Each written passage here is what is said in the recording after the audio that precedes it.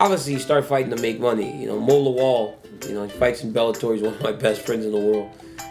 His first fight, this dude made $50,000, man. And we were like, holy smokes.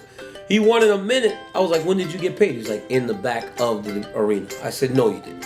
He said, I promise you, DC, they gave me 50 grand. And then he loaned me money. It was like $2,000, and he didn't even care. He's like, here, $2,000, that's really nothing. And then he fought again and made another $50,000. I was like, oh my goodness, this dude's so rich. Because there was no end to it. I was like, Mo's just gonna continue to win forever.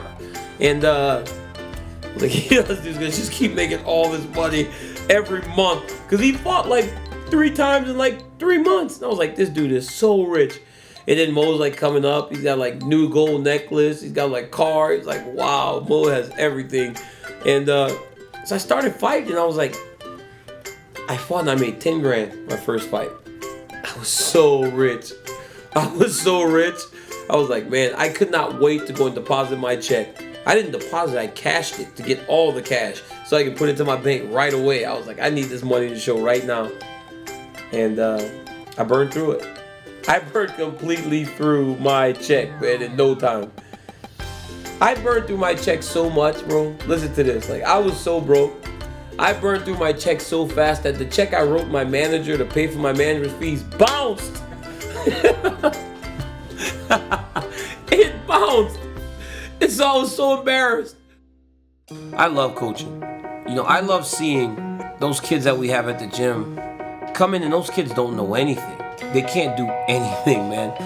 A lot of them, they stumble over themselves when they walk. They just do all kinds of crazy stuff. And if you look at them, they want to like make you proud so bad. They want to do it right so bad that they just keep trying. And it's like when a horse or something is born, how they have the shaky legs. And then finally you see them get it. They go from the shaky legs to actually running, walking, and then they gallop, and then they run. And then you have a horse that could be competing for the Triple Crown. But they all started as that weak-legged little horse, couldn't even stand. That's what these kids are. They come in and they don't know anything, man. But then you watch them and they evolve. And not only do they get better on the wrestling mat, just in their day-to-day lives, it changes. So you may have a kid that comes in and he's kind of like this. And then when he gets it, he now stands taller, his chest is out. And he stands tall because he knows that he's accomplished something. Maybe he's not the best wrestler, but he's learned. He's attained a skill. Like, he's done something. He knows through hard work, he's done something. And then we tell him, Travis, Moses, Chris, you guys are doing more as an 8 to 10-year-old kid than most people will do in their entire lives. You're putting in work that is unheard of as a kid. They go from being this kid to, you know what, man, I'm working. I'm working towards something. I'm accomplishing something. I'm doing something that most people can't do. And it feels good to see that, man. I'm telling you, like, there's nothing like when my kids come to the corner and they smack my hand and then they run to the center and they go and compete. Every time. It's nuts. You late? What happened? Why you late? And then my son now is doing it, which is crazy. This dude's a ninja. I think it's funny because he's literally just doing whatever the hell he wants. But I watch him, and he's starting to do things the right way. He's starting to do some of the things the right way. I'm trying not to teach him too much because he's so young. Just kind of let him be around it. And before, he couldn't do anything. Now he can do some things on command because he doesn't learn it from me. He learns it from the other kids. He watches them. I watch him as they're doing stuff. He's watching, and he's trying to emulate what they're doing. Go!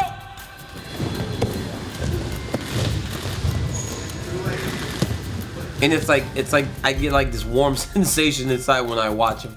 Because he'll come over and he'll kiss me right in the middle of wrestling practice. And I'm like, this is not what wrestling practice is supposed to be. But it melts my heart. Jump. Shoot. Oh, I was not a confident kid. Like, dude, I was afraid of everything. I got bullied so bad growing up. Like, so bad. It's embarrassing, and it's very sad because it shaped me to who I am today. Why couldn't I stand up for myself? Like, I just don't understand looking back how you could be so broken that you're so afraid to even defend yourself or even try, I was scared of everything and everybody. Yeah, man, it was bad.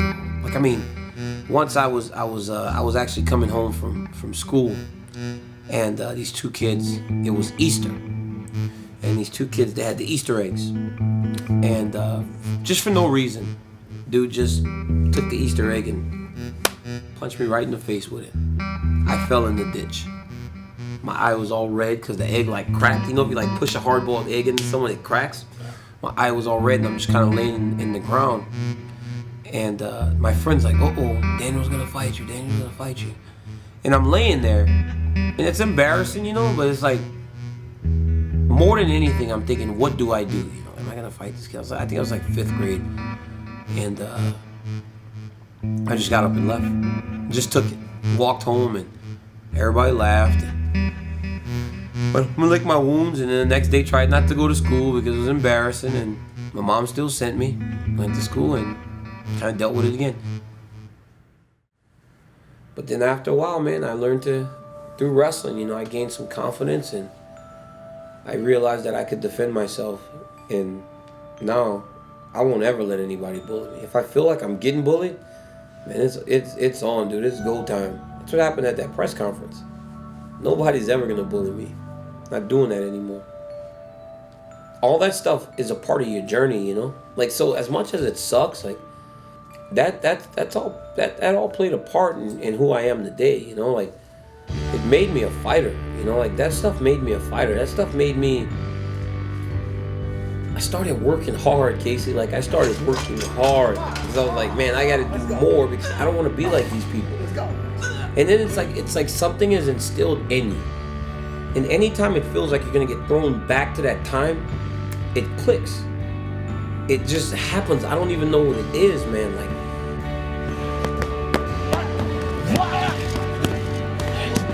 when it feels like someone's trying to intimidate me, it's like I feel like, nah, you know, you've picked the wrong person. This shit ain't happening.